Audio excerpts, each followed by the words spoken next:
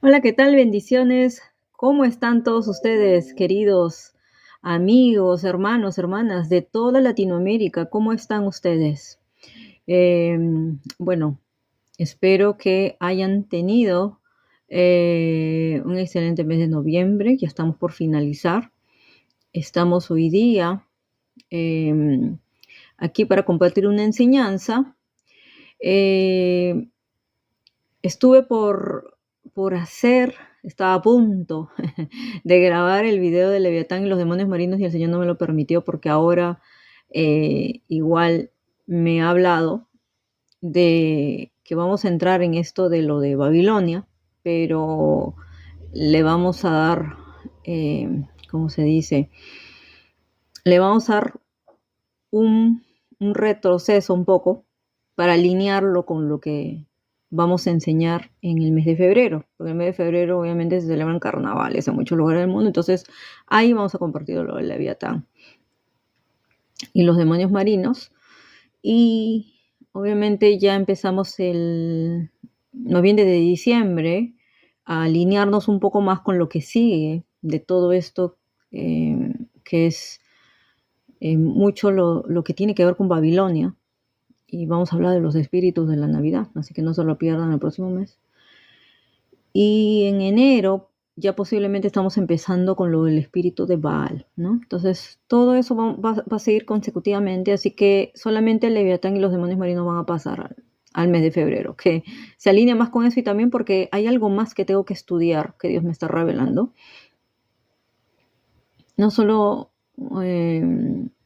es sobre el Leviatán, sino la coalición que hace con otros demonios marinos también, y con el espíritu de destrucción. Así que todo eso tiene que ver justamente con el fenómeno del niño, y todo eso lo vamos a enseñar mejor en febrero con más calma, porque necesito todavía ampliar un poco más, ¿ok? Bueno, eso lo dejamos ahí. Todo lo que es guerra espiritual va a seguir. Todo lo que es salir de Babilonia va a seguir. Y hemos empezado este año con esto de los principados, y son justamente esos que se conectan con todo lo que es el sistema babilónico. Así que necesitamos reconocerlos, necesitamos saber cómo vencerlos, y nos ayuda mucho saber las características para nosotros desconectarnos, salir de eso, no seguir repitiendo. Y obviamente tienes que ya haber sido libre de todo lo generacional que podrías estar arrastrando, ¿ya? Entonces, poco a poco con eso. Eh, Sigo recibiendo testimonios de lo que pasó en la noche profética, última noche profética del año, que hicimos el jueves 23. Fue algo muy poderoso, porque yo les digo, a mí fue la primera que Dios me habló de algo que tengo que obviamente alinear, sobre todo con no solo discípulos, sino con líderes, porque al final del año me toca hacer a mi revisión sobre las escuelas. Tengo que pasar exámenes y muchas cosas. Entonces hay algo que el Señor me empezó a hablar muy claramente. Y bueno, yo necesito que la gente obviamente se alinee, porque si no, nosotros no podemos seguir avanzando, ¿no? Entonces, en todas esas cosas, muchas veces, de repente tú estás bien alineado, de repente tú sí estás dando el 100%, pero ¿qué hay de tus compañeros? ¿Qué hay de tus, cómo se dice, de tus compañeros, socios? ¿Qué hay de los otros? Entonces, todos tienen que caminar en el mismo ritmo, no uno nomás debe trabajar, o dos o tres, ¿no? O uno nomás el único que siembra, el único que se lleva la bendición, y los demás ¿qué? Entonces, todas esas cosas el Señor me estaba hablando, y es verdad. O sea, nosotros no podemos permitir que la gente eh, siga, obviamente, en el mismo camino, ¿no? Porque muchas veces hay gente que o no los hacen trabajar en el reino, porque si usted es de reino, usted tiene que trabajar. Todos tenemos que trabajar, todos tenemos que servir. Y no solo eso, todos tenemos que sembrar, y también no podemos dejar de honrar a las personas también. Así que, y honrar a Dios y a las personas también, obvio, porque la palabra lo dice, así dice, desde empezando con padre y madre. Entonces, todas esas situaciones, esos principios bíblicos no se pueden ir en contra de eso, porque no uno va en contra de la palabra de Dios. Así que nosotros como maestros tenemos que enseñar eso más que nunca. ¿Ok? Bueno, entonces hoy día le damos gloria y honra al Señor por todo lo que ha hecho en el mes de noviembre, porque esta es la última clase, estamos cerrando la última enseñanza del mes de noviembre, es la enseñanza del mes. La verdad que no había podido darlo esto antes de la noche profética, porque obviamente faltaba preparar algo más, y ahora recién puedo empezar esta serie que yo había proyectado hacerlo al principio del año, pero la verdad no hubieron otros temas, otras series más necesarias soltarlas antes para ahora ya entrar en esto de que el Señor quiere que enseñemos. Es una nueva serie que se llama Vestiduras espirituales y vestiduras físicas según la Biblia. Vamos a hablar de esto, ¿ya? Entonces, vamos a orar para que sea el Señor siempre dándonos la sabiduría, el conocimiento, la revelación, para que sea Él siempre usando mi vida y hablando por mi boca, para que sea el Señor enseñando. Así que, Espíritu Santo, siempre te pedimos que tomes control, no solo de este canal, sino de mi vida y de todo lo que tú quieras enseñar a través de este ministerio. Y te pedimos que seas tú glorificando a nuestro Señor Jesús y a nuestro Padre Dios Todopoderoso, al que nos da la oportunidad de poder llegar a muchas naciones de habla hispana. Así que, bueno, estamos ahora muy deseosos de empezar esta serie. Vamos a irla tomando poco a poco conforme el Espíritu Santo vaya guiando, porque Él es el que me va guiando, ¿ok? Así que lo que puedo decirles es lo siguiente. ¿Por qué quiero hablar de vestiduras según la Biblia? Porque mucha gente tiene a veces sueños o visiones de vestiduras. Y a veces ellos piensan que solamente son cosas físicas, o lo hacen a veces muy espiritual. Entonces, lo que no entienden es que las vestiduras físicas se conectan con cosas espirituales, y que también las vestiduras espirituales afectan las vestiduras físicas. Entonces, eso fue lo que el Señor me empezó a hablar desde el año pasado, en verdad, me empezó a hablar de las vestiduras espirituales, y me ha ido guiando a seguir estudiando, conforme me lo ha ido revelando.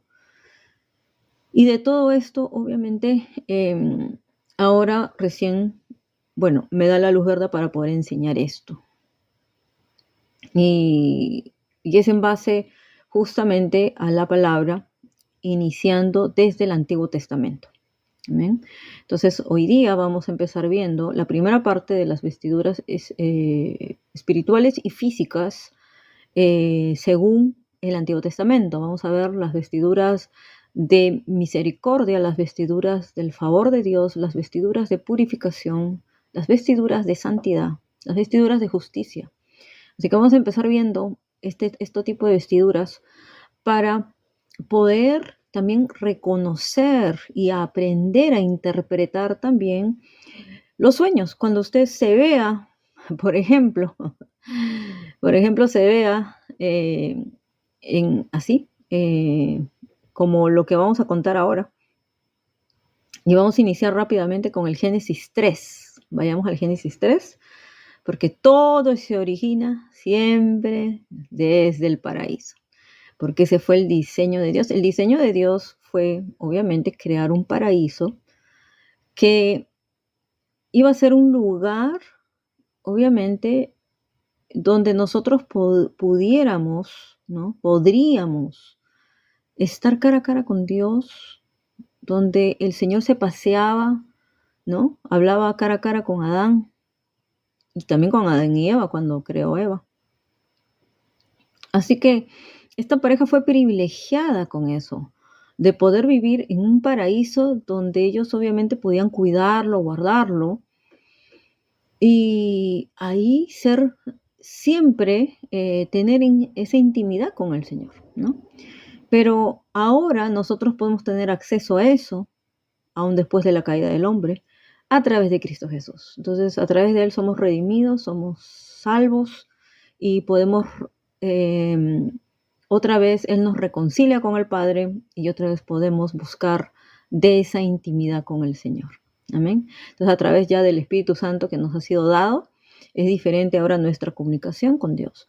Pero, ¿qué pasaba en el principio? Dice que ellos estaban, ¿no? Ahí, pero estaban desnudos. No había ropa. No había necesidad de vestidura. Ellos no tenían necesidad de cubrirse, ellos no tenían, como ahora que si de repente tú estás sin ropa, pues sí te hace daño, ¿no? Te puedes estar afectado, a menos, bueno, que estés en la playa, eso es diferente, pero tampoco vas a vivir eternamente ahí. Pero es así, o sea, puedes estar sin, sin ropa en ese lugar espiritual, porque en ese lugar se unía el cielo y la tierra. Ahí estaban juntos, ¿no? Ahí habitaba eso, porque el Espíritu de Dios se movía no solamente en la tierra, sino en el paraíso. Y el paraíso era un lugar, obviamente, como el diseño de la tierra prometida, un lugar próspero, un lugar fructífero, un lugar hermoso. Y por eso Dios habitaba ahí también. Y el hombre, ahí lo había puesto al hombre a habitar, ¿no? Entonces a Dios le gustaba descender a ese lugar siempre. Pero como dice, bueno, ellos tenían todo al acceso ahí para comer y no necesitaban, obviamente, vestirse. No necesitaban como nosotros trabajar para vestirse. Había un trabajo que era el necesario que hacer, porque ya dijimos esto en la noche profética, o sea, el hombre fue diseñado para trabajar, porque a él se le asignó guardar, labrar la tierra, pero como cualquier jardín, a ti te dan un jardín, tú tienes que cuidarlo. Porque tú no lo cuidas, ese jardín se muere todo. Y no solo eso, sino que eso crece y eso se comienza a hacer maleza y eso no se ve hermoso. Un jardín descuidado no se ve hermoso. Entonces es por eso que se tiene que cuidar, se tiene que guardar. Pero no era un trabajo esforzado. Entonces, ni para eso él necesitaba una ropa especial para trabajar. Porque no era un trabajo que tenía que hacerlo con mucho esfuerzo, era lo necesario, cuidarlo, ¿no? Cuidarlo, eh, obviamente verlo, ¿no? Ver que produjera, ¿no? Que se multiplicara, todo eso el Señor lo llevó a hacer. Pero ni aún así le puso vestiduras de trabajo, sino que simplemente ellos estaban tal cual habían venido al mundo, ¿no? Pero luego vemos que cuando se produce la caída del hombre y la desobediencia del hombre, hace que obviamente ellos abran sus ojos. Les dice que los ojos se les fue abiertos a ellos, ¿no? Porque eso fue lo que pasó cuando el Señor solamente le había dado ese mandato de que no coman de ningún, dice, no coman del árbol del bien y del mal. Le dijo, de todo árbol pueden comer, pero no del árbol del bien y el mal. Entonces, pero ya sabemos que la serpiente astuta, obviamente, quiso transgreversar ahí, ¿no? Lo que le dijo. No coman de ningún árbol del jardín, les dijo. No, dijo, del árbol del bien y el mal. Dice, no coman de él ni lo toquen, no sea que mueran. Entonces, ahí entró la mentira, ¿no? Donde dijo, ciertamente, no morirán. Es que Dios sabe que el día que coman de él, todo siempre cizañoso, el enemigo, dice, los ojos les serán abiertos y serán como Dios conociendo el bien y el mal. En el original dice, serán como Elohim. Eso dice en el original, no solo hebreo, en el arameo, dice, serán como Elohim. Entonces, Elohim, si bien representa el Dios trino, o sea, el Dios, no es el Dios de las tres cabezas, no es ninguna así, porque la gente piensa que es como si fuera un Dios de tres cabezas. No, son tres personas. La manifestación de Dios en tres personas. Dios Padre, Dios Hijo, Dios Espíritu. Entonces, eso significa Elohim. Ese es uno de los significados de Elohim, pero también es Elohim, significa dioses. También significa dioses en plural. Y en aquella época ya estaban por ahí, obviamente, Satanás y los ángeles caídos. Entonces, ellos deben yo me imagino que Eva debe haber visto algo que debió haber deseado, porque Eva, ¿cómo pudo haber tenido ese deseo de poder acercarse a eso, de algo que estaba prohibido, que Dios sabía por qué se lo había prohibido? Lo que ellos no entendían es que les iba a producir muerte espiritual, desconexión de Dios. Lógico, sí, iban a abrir los ojos, pero se les iban a abrir los ojos en otra dimensión, de ver, obviamente, ya entrar en una dimensión humana caída, de naturaleza caída. Entonces, eso es lo que ella no sabía, que ahí la serpiente la está engañando, ¿no? Porque al desobedecer, al pecar, inmediatamente viene la muerte, porque la paga del pecado es muerte. Y obviamente no solo eso, sino que se rebelaron, se escondieron, negaron esto. Al final Dios los hizo obviamente confesar y se deformaron, porque ya sus ojos eran diferentes, ya no tenían la mirada del Señor, ya tenían otro tipo de mirada. Ya su naturaleza era caída, totalmente pecaminosa, inmediatamente que comieron eso, ¿no? Y es por eso, ¿no?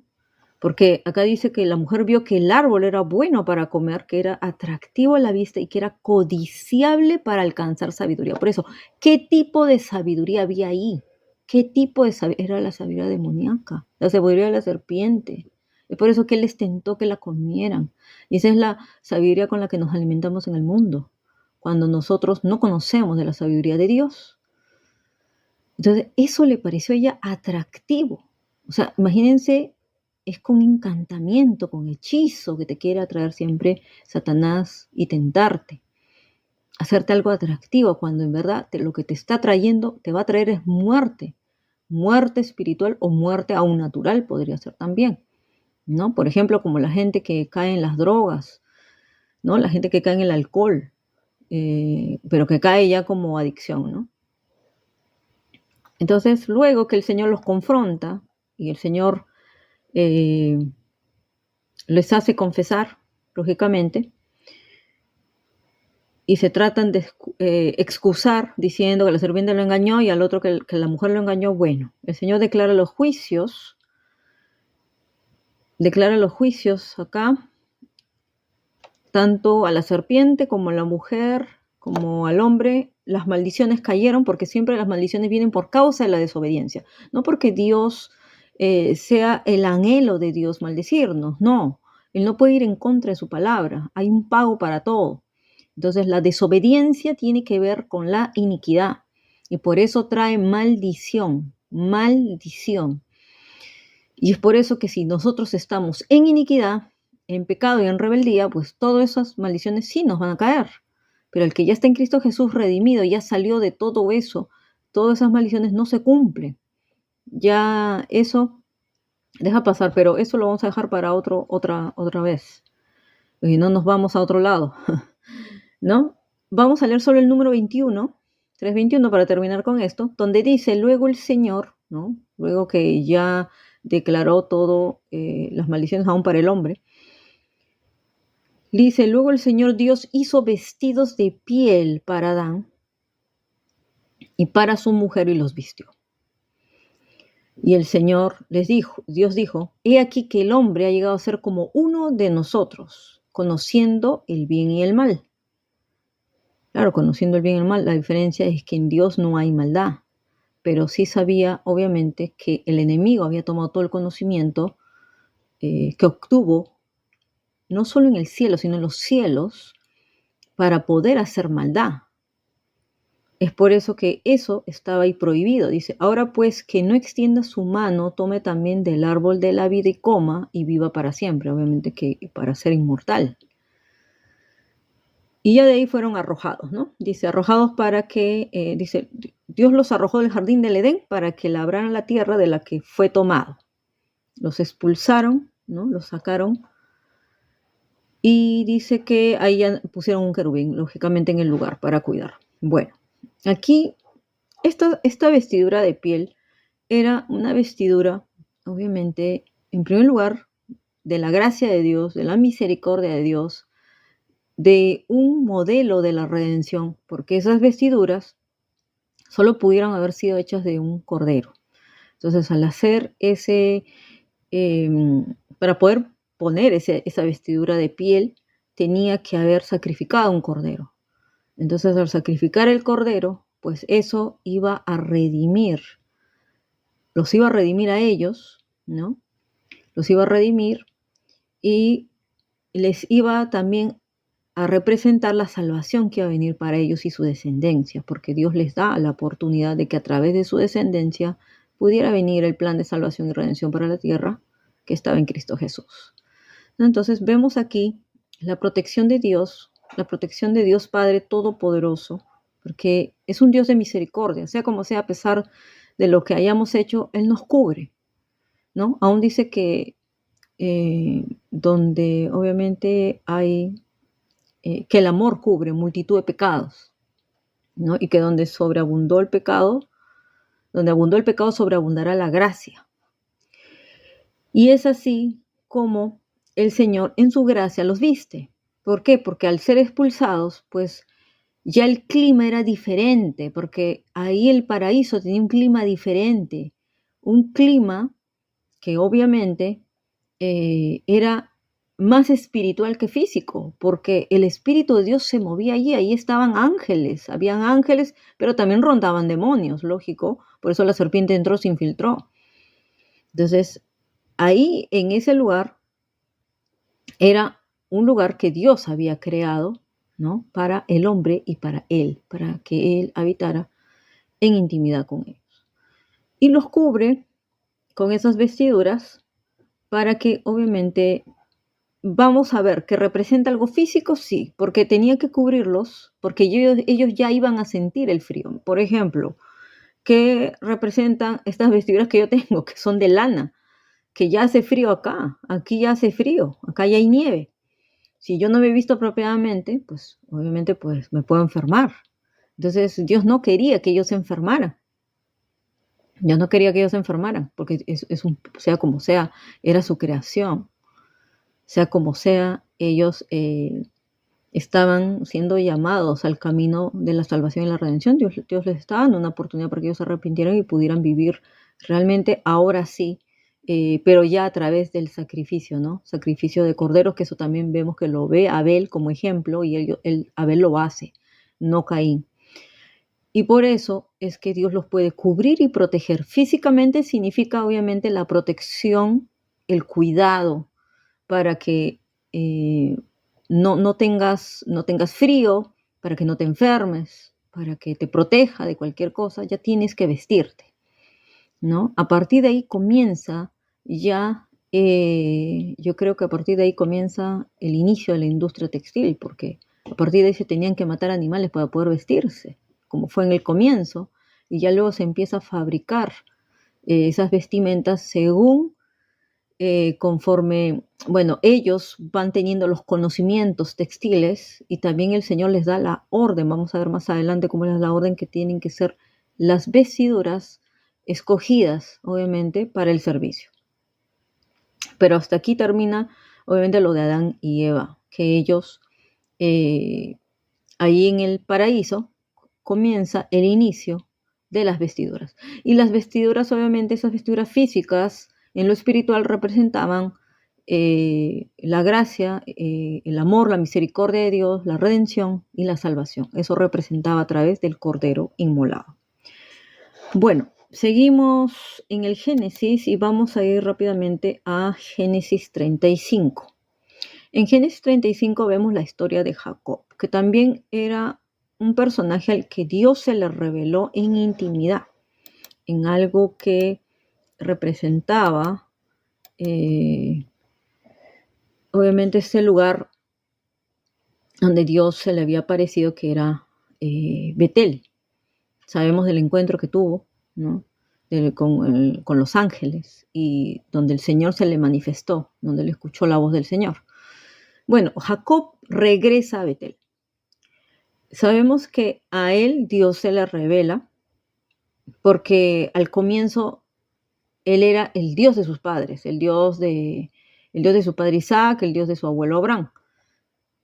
Y él lo había cogido como Dios también, pero no se le había revelado hasta que tuvo ese encuentro, ¿no?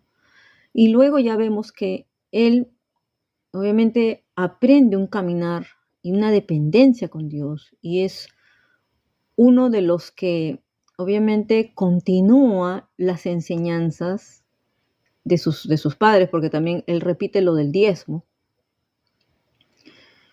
y eso queda instituido en Israel. Eso queda instituido en Israel. Diezmos, ofrendas, todo eso queda instituido en Israel y se sigue desde Abraham. No es desde la ley mosaica, es desde Abraham, el padre de la fe. Entonces eso le enseñó a su hijo Isaac y su hijo Isaac Jacob lo debe haber visto también, haciendo pacto con Dios, altar para Dios. Entonces él aprendió a tener un pacto con Dios y a hacer altares. Entonces ahí en el capítulo 35, si vemos solamente el comienzo, dice así: entonces Dios dijo a Jacob, levántate. Dios mismo le dijo, sube a Betel y quédate allí. Haz allí un altar a Dios que se te apareció cuando huías de tu hermano Esaú. Y le recuerda el Señor el pacto. Entonces Jacob dijo a su familia y a todos los que lo acompañaban, que le dijo, quiten los dioses extraños que hay entre ustedes, purifíquense y cambien sus vestidos. Levantémonos y subamos a Betel. Allí haré un altar a Dios que me respondió en el día de mi angustia y ha estado conmigo en el camino que yo he andado, ¿no? Y luego dice, así entregaron a Jacob todos los dioses extraños que tenían en su poder y los aretes de sus orejas, y Jacob los escondió al pie de la encina que había junto a Siquén. Cuando partieron, el terror de Dios se apoderó de los habitantes de las ciudades de sus alrededores y no persiguieron a los hijos de Jacob, ¿no? Entonces, Jacob y toda la gente que lo acompañaban llegaron a Luz, es decir, a Betel, en la tierra de Canaán, y allí edificó un altar, llamó al lugar El Betel, porque allí se le había revelado Dios cuando huía de su hermano. Bueno, aquí vemos la parte de las vestiduras de esta manera. Viene a ser un cambio, ¿no? Ellos tenían vestiduras, ya que vestían las vestiduras obviamente de la época. Entonces, cada época tiene su tipo de vestidura. No vamos a comparar nuestra época con la época antigua, ¿no? Ellos tenían otro tipo de vestiduras, tenían sandalias, tenían así como unas túnicas. Y aquí él le habla a su familia y a todos los que lo acompañaban. ¿Por qué? Porque ellos, cuando obviamente Jacob, él había decidido adorar solo al Dios de Israel, era el Dios de Israel.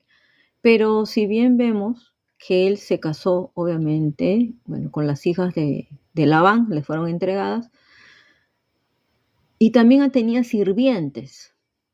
Y esos sirvientes también tenían sus dioses extraños, ¿no?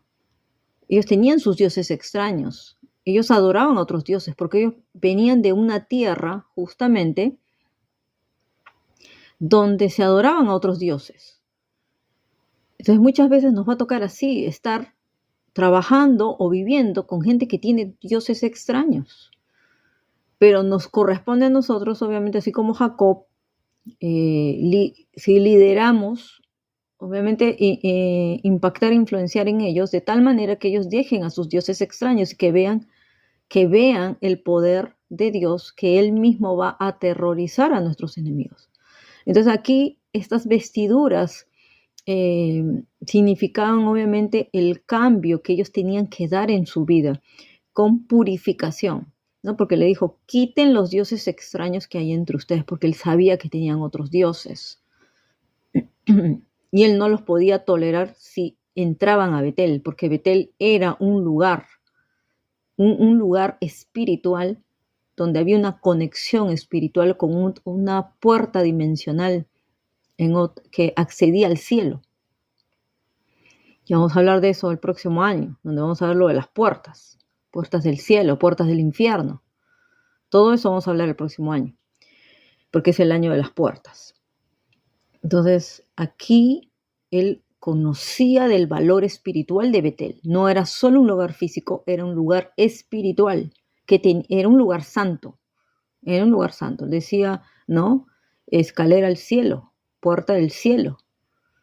Ahí en ese lugar fue donde Dios se le presentó, cuando él huía de su hermano Esaú. Entonces él ahí había hecho un pacto. Y ese lugar tenía que ser un lugar santo. Por eso ellos tenían que purificarse y cambiar sus vestidos. Entonces también eso representa un cambio. Puede ser un cambio de vida, puede ser un cambio de actitud. Entonces significa también el cambio de corazón, que también tiene que ver con nuestras vestiduras. Porque acuérdense que los que vamos a hablar también, ya cuando nos toca hablar en el Nuevo Testamento, las vestiduras de los fariseos, muy impecables por fuera, pero de corazón nada. Entonces, aquí él les comienza diciendo, quiten los dioses extraños que hay entre ustedes, otros dioses, purifíquense, ¿no? Y cámbiense de vestidura. Entonces, todo ese proceso tenemos que hacerlo nosotros cuando entramos, obviamente, ya a decidir levantar altar para Dios, y también cuando decidimos entrar a ese camino de santidad que ya Dios nos exige ya. No solamente es que conozcas de mí, que hables de mí, sino que quiero que te santifiques. Entonces ahí Dios nos va a exigir eso, ¿no? Entonces el líder como Jacob es el que da el ejemplo a la familia y él les lleva a hacer esto, de que no se toleren los dioses extraños, de que se purifiquen y cambien sus vestiduras. Entonces aquí es purificación, obviamente hay un cambio para santidad, para entrar a un lugar santo, ¿ya? Y luego vamos a ver también en el versículo 37 las vestiduras de favor, las vestiduras de favor y gracia que se le fue otorgado obviamente al hijo de Jacob. Entonces todos conocen la historia de José y la túnica de colores, todos conocen. Muchas personas sueñan con eso, muchas personas aún lo representan físicamente. Era una vestidura física, pero representaba algo espiritual, una vestidura espiritual, ¿no? Génesis 37 dice, Jacob se estableció obviamente en la tierra donde había residido su padre, en la tierra de Canaán. Esta es la historia de la familia de Jacob. José, siendo de 17 años, apacentaba las ovejas con sus hermanos, y el joven estaba con los hijos de Bilha y los hijos de Silpa, mujeres de su padre. Y José informaba a su padre de la mala fama de ellos. Israel amaba a José más que a todos sus otros hijos, o sea, a Jacob, porque a él se le fue cambiado el nombre. Más que a todos sus otros hijos, porque le había nacido en la vejez y le hizo una túnica de diversos colores. Al ver sus hermanos que su padre lo amaba más que a todos ellos, lo aborrecían y no podían hablarle pacíficamente, ¿no? Y de ahí ya viene, obviamente, la historia de los sueños. No vamos a ampliar en eso porque esto no es el capítulo de los sueños, es el capítulo de las vestiduras, así que vamos a hablar de la túnica de colores que Jacob tejió para José. Desde el nacimiento, no solamente lo amaba porque obviamente nació en su vejez, sino porque era el hijo de la mujer que él más amaba, de Raquel. Era el primogénito. Pero no solo eso, sino que desde el nacimiento de José, Jacob sabía el propósito que había en José. Sabía que él era muy especial, sabía que él tenía un ministerio, obviamente, profético, de algo especial, porque él sabía que él se movía proféticamente. Él sabía eso. Sabía porque desde niño él veía sus manifestaciones y también por los sueños que tenía.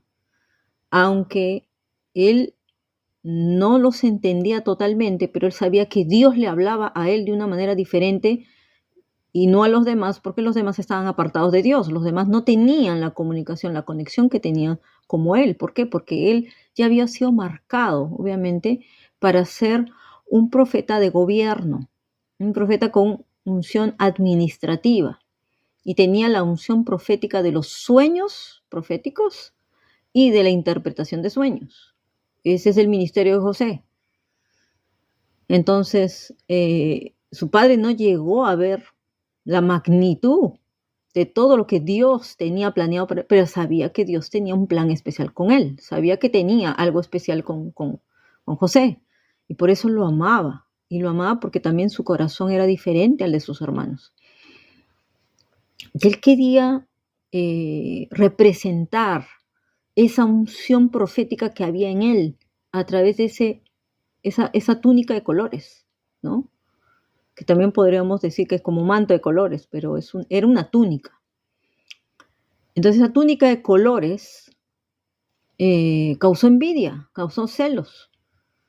¿Por qué es así? Porque cuando Dios desata sobre ti una unción especial, no es por la ropa cara que tú tengas, yo te digo, no es porque tengas ropa de marca, mira, así estés con ropa de diario, es por lo que portas. La gente lo sabe y los demonios también lo saben. Así que por eso que hay demonios. Hay gente que no te soporta porque tu sola presencia irrita a sus demonios. Y es por eso que te atacan. Y es por eso que a José lo atacaron. A José lo atacaron cuando ya simplemente él cuenta lo de los sueños, que no debió haberlo contado, pero él quería contárselo porque no tenía nadie más, solamente tenía las ovejas. Lamentablemente por su falta de experiencia y su ingenuidad empieza a contar sus sueños. Y ahí es donde vienen los asesinos de los sueños, que son los hermanos. Y aún su papá, que obviamente ya le parecía extremo el sueño que tuvo de eso de las estrellas y del sol y la luna. Porque Jacob no llegó a interpretar bien el sueño. No llegó a interpretar bien el sueño. Es más, ni siquiera José lo entendía. Entendía la interpretación de su sueño. Pero en realidad lo que Dios le estaba mostrando era que los dioses de Egipto se iban a postrar delante de él. Y el número 12 no era las 12 tribus, era el número de gobierno que él iba a tener. Porque ahí adoraban al sol, a la luna, a las estrellas, a todo eso. No era porque él decía, ¿qué significa que tu madre y yo? Porque la madre ya había muerto, entonces ¿cómo la madre se iba obviamente a doblar delante de él? Si la madre estaba muerta. Entonces ahí vemos claramente hay una mala interpretación del sueño. Lo que Dios le estaba revelando era Egipto. Lo de adelante sí, sus hermanos, lógico, porque con lo de las gavillas, la cosecha, sí, todos ellos se iban a postrar delante de él. O sea, ¿por qué? Por el hambre que iba a haber, por la hambruna. Pero lo otro no eran los hermanos, no eran las tribus, era el gobierno que él iba a tener en Egipto. Entonces él ahí no lo veía, pero en el futuro vio el cumplimiento. Y se ve el cumplimiento claramente, porque aún los mismos dioses se tenían que sujetar. Porque el Dios, él obviamente estableció el reino de Dios, el cumplimiento del plan de Dios en Egipto. Entonces simplemente los dioses te tienen que servir, porque esos demonios tienen que venir a servirte a ti más bien. ¿No? Entonces el ungido de Dios estaba representado a través de esa túnica de colores y era algo que el Espíritu de Dios dirigió a hacer a Jacob para representar en él algo que era muy especial. Y en esa época, ese tipo de túnicas o mantos solo los tenían los profetas. Y ese era, obviamente, el ministerio de José, sino que él era otro tipo de profeta, no era como los otros profetas. Pero vemos también el proceso de vida que él tuvo, ¿no? Y luego, bueno, ya cuando viene lo de los hermanos que hacen el plan ya de matarlo, pero al final terminan, obviamente, en otro plan, porque felizmente los detuvieron de hacer tanta maldad. Entonces, ¿qué pasa acá? Vamos a ver cómo termina esto. No, hacen un plan para matar a José. Y dice que José iba tras sus hermanos y obviamente se empezaron a burlar de él y todo eso. Rubén logra interceder para que no lo maten. Dijo, no derramen sangre, échenlo en esta cisterna que está en el desierto, pero no pongan la mano sobre él, ¿no? Era para librarlo de sus manos a fin de hacerlo volver a su padre, ¿no? Entonces, cuando ellos empiezan obviamente a burlarse y a hacer el plan de matarlo, ¿no? Ellos dicen, veamos en qué van a parar sus sueños. Los colores del manto que causaron tanta envidia, obviamente representaban también el pacto de Dios con él y representan los sueños también obviamente, de José, la unción profética de los sueños. Es algo que portan los profetas muy fuertemente y es algo que obviamente no lo soportan. No soportan ciertas personas que tienen todavía celos y envidia, que todavía están en la carne y aún pueden ser nuestros propios familiares, tanto naturales como familia espiritual. Y bueno, dice que luego lo echan, ¿no? José es vendido y llevado a Egipto. Dice, sucedió que cuando José llegó hasta sus hermanos, ellos despojaron a José de su túnica, la túnica de diversos colores que llevaba puesto. Lo tomaron y lo echaron en la cisterna, pero la cisterna estaba vacía y sin agua. Después se sentaron a comer y obviamente alzando los ojos, miraron y aquí una caravana de ismaelitas venía de Galat con sus camellos cargados de perfumes, bálsamo y mirra para llevarlos a Egipto. Entonces Judá dijo a sus hermanos, ¿qué provecho hay en matar a nuestro hermano y encubrir su sangre? Vengan, vendámoslo a los ismaelitas. No pongamos nuestra mano sobre él porque es nuestro hermano, nuestra carne, ¿no? Entonces ahí ya en Judá es el que da la idea de venderlo. Dice, vengan, vendámoslos a los ismaelitas, o sea, no lo dejemos morir, ¿no? Como que tuvo, bueno, misericordia. Pero en sí, obviamente, Dios usó todo para bien. Y bueno, todos estuvieron de acuerdo. Cuando pasaban, dice, los mercaderes madianitas sacaron a José, subiendo a la cisterna, lo vendieron a los ismaelitas por 220 gramos de plata, que eso representa también una figura profética de cuando lo vendieron a, ¿cómo se llama? Judas vendió al Señor Jesús también por un puñado de monedas, ¿no? Entonces ellos se llevaron a José a Egipto. O sea, Dios, que todo obra para bien, obviamente usó eso para que él fuera transportado a Egipto. No sabían que ahí se iba a desarrollar el destino de José, no solo para una nación, sino para las naciones, porque a través de su vida obviamente es rescatado hasta Israel. Pero pasa en el 29 cuando dice, cuando Rubén volvió a la cisterna y no halló a José allí, dice, rasgó sus vestiduras. Volvió a sus hermanos y les dijo, el joven ha desaparecido y yo, ¿a dónde iré? Entonces ellos tomaron la túnica de José, degollaron un cabrito del rebaño y empaparon la túnica en la sangre, ¿no? Después enviaron la túnica de diversos colores, la trajeron a su padre y le dijeron, esto hemos encontrado, reconoce pues si es o no la túnica de tu hijo. Él la reconoció y exclamó, es la túnica de mi hijo.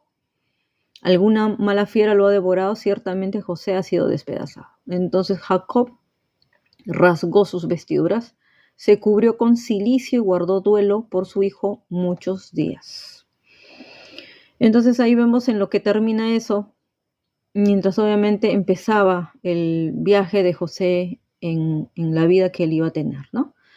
Lo que hacen ellos, el rasgamiento de las vestiduras, representa algo en Israel como que dolor, duelo, ¿no?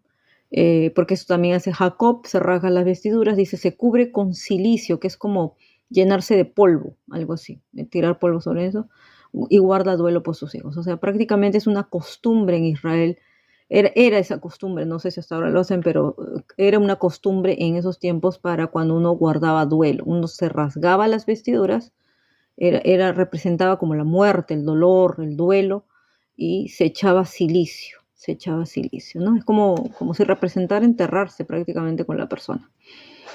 Bueno, eso era lo que había pasado ahí, pero vemos ahora que cuando a José le arrancan la túnica de colores, no le pudieron arrancar los sueños, no le pudieron arrancar la unción, no le pudieron arrancar el favor de Dios. Así que ya sabemos todos los José, levanten la mano todos los José, bueno, que cuando te quitan lo que sea físico, lo espiritual se queda. Así que lo físico representó algo, pero lo espiritual queda. Entonces, por eso es que vamos a ver también que a veces el enemigo también puede hacer vestiduras modelos de maldad y que también eso queda espiritualmente y quedamos arrastrando. Y es por eso que la gente, cuando tiene obviamente los sueños con cierto tipo de vestiduras, pues no entiende que hay un diseño de maldad. Entonces, por eso es que cuando a veces la gente cae en las prisiones, por ejemplo, como lo metieron en la celda a José, eh, tú tienes una vestidura de prisionero, tu vestidura es de prisionero, ¿no? Es de estar cautivo, de esclavo. Pero había algo en José especial que él, dentro de él, en su alma, él no era esclavo, él no era cautivo, porque él sabía que él, Dios, a él lo había hecho libre y no importaba en qué prisión lo metieran. Pero eso era lo que para José representaba, ¿no? Entonces puede haber sido una vestidura física que le pudieron haber puesto, pero espiritualmente él portaba esa túnica de colores. Y esa túnica de colores aún, obviamente con Putifar, obviamente con el copero, con el panadero, y luego vamos a ver con el faraón, no importaba las vestiduras que él tuviera, el principio espiritual que se le había sido otorgado del cielo estaba ahí activo en él, porque él estaba alineado con el cielo y alineado con la tierra en sujetarse a las autoridades, en ser un hombre humilde, un hombre obediente, un hombre sujeto, un hombre que decidió pasar su proceso, que decidió sanar su corazón y por eso llegó al trono. Llegó al trono, obviamente, para gobernar, ¿no? Y vamos a ver entonces en Génesis 41, 42, para terminar con José. Y el faraón se quitó el anillo de sellar de su mano y lo puso en la mano de José, y lo vistió con vestiduras de lino fino y puso un collar de oro en su cuello, ¿no? Entonces, ahí ya vemos cómo esta vestidura física que él logra tener ya es para algo mayor, ya es para algo de gobierno, ya representa justamente las vestiduras de santidad, las vestiduras obviamente de justicia, las vestiduras ya aún con los anillos, con el collar de oro y todo, los accesorios que uno tiene también, todo eso, más el anillo que pusieron, representa ya el grado de gobierno que él tenía, ¿no? Porque cómo se reconocían a los reyes, cómo se reconocían a los gobernadores, a los emperadores, por sus vestimentas, por su autoridad, por el sello, por el anillo.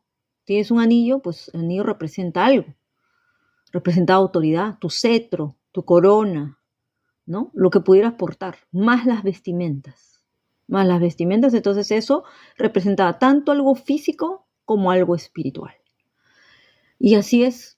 Entonces, eso fue lo que pasó con José, que esas vestiduras de favor, esas vestiduras de la gracia de Dios, esas vestiduras de los sueños de Dios, esas vestiduras que representaban el amor de Dios, esas vestiduras que representaban todo lo que su destino iba a alcanzar de José. Él sabía que mientras Dios estaba con él, no importaba lo que pudiera pasar. El favor y la gracia estaban con él. Donde quiera que iba, todo lo que hacía prosperaba. Todo lo que hacía prosperaba. ¿Pero por qué? Porque era un hombre obediente, era un hombre sujeto, un hombre humilde, un hombre que tenía todas las características que se dice que es el modelo de Jesús en el Antiguo Testamento, ¿no? Entonces de él tenemos que aprender cómo llegar, obviamente, ya al grado de gobierno y donde ya Dios te corona, pues porque dice que cuando vayamos, obviamente, al cielo y el Señor venga por nosotros, también tendremos esas vestiduras de lino fino. Tenemos que estar vestidos de lino fino. La iglesia se tiene que vestir de lino fino. Y es ahí donde vamos a ver que realmente ahí vamos a estar delante del trono de Dios, delante del Rey. Vamos a ser dignos porque vamos a tener las vestiduras correctas. Entonces eso representa estas vestiduras también. ¿Ok? Y bueno, vamos a finalizar con esto de el Éxodo. En el Éxodo, obviamente en ciertos capítulos, cuando ya Moisés, obviamente están ya en el desierto y el Señor empieza a dar las instrucciones de cómo es que se tienen que vestir los sacerdotes, ¿no? qué es lo que tienen que usar. Entonces se establece el sacerdocio levítico. Entonces cuando ya se establece el sacerdocio levítico, ya tienen que haber nuevas vestiduras, porque se establecía obviamente el tabernáculo de Moisés, un lugar donde se iba a hacer altar. Ya no se iban a hacer altares obviamente solamente de piedra, como se hicieron en la época obviamente de Abraham, en la época de Isaac, en la época de Jacob, ¿no? Ya no se iba a hacer eso, ya se buscaba tener un templo para el Señor. Ya el Señor quería, anhelaba otra vez descender y estar con su pueblo. Eso es lo que el Señor quería. Y lógicamente que para eso usa a otro profeta que viene a ser Moisés, para establecer también el gobierno, porque él también fue un profeta de gobierno. Y, y con una conexión extrema con Dios, que él obviamente manifestaba la gloria de Dios. ¿Qué dice en Éxodo 28 del 1 al 5? Dice, entonces harás que se acerque a ti de entre los hijos de Israel tu hermano Aarón, y con él sus hijos, para que me sirvan como sacerdotes, ¿no? A partir de Aarón se establece el sacerdocio aarónico o sacerdocio levítico. Dice Aarón con Nadab y Abiú. Eleazar e Itamar, hijos de Aarón. O sea, Aarón y toda su familia prácticamente fueron separados. Y dice, harás vestiduras sagradas para tu hermano Aarón, para gloria y para hermosura. Y hablarás a todos los hábiles artífices a quienes yo he llenado de espíritu de sabiduría, y ellos harán las vestiduras de Aarón para consagrarlo a fin de que me sirva como sacerdote. Este es el modelo del Antiguo Testamento para los sacerdotes. Nosotros, obviamente, esto es en el Antiguo Pacto. Nosotros somos del Nuevo Pacto. Entonces nosotros no tendremos estas vestiduras físicas, pero tenemos las vestiduras espirituales, porque el Señor nos ha establecido como reyes y sacerdotes en el reino de Dios. Así que por eso nuestras vestiduras deben ser, obviamente, las vestiduras físicas tienen que ser decorosas. Tienen que ser decorosas. Y lo más importante son las vestiduras espirituales. Que nosotros tengamos así, que espiritualmente nos vean así. Y ya vamos a ver más adelante con lo del el otro caso de cuando un sacerdote no está bien vestido. Porque de nada sirve que tengas las mejores vestiduras cuando espiritualmente te ves mal vestido o estás sucio, ¿no? Entonces, por eso esto representaba, dice, vestiduras sagradas. Estas vestiduras no la podían usar nadie más, solo los sacerdotes, porque en aquella época el sacerdocio era exclusivo para los levitas.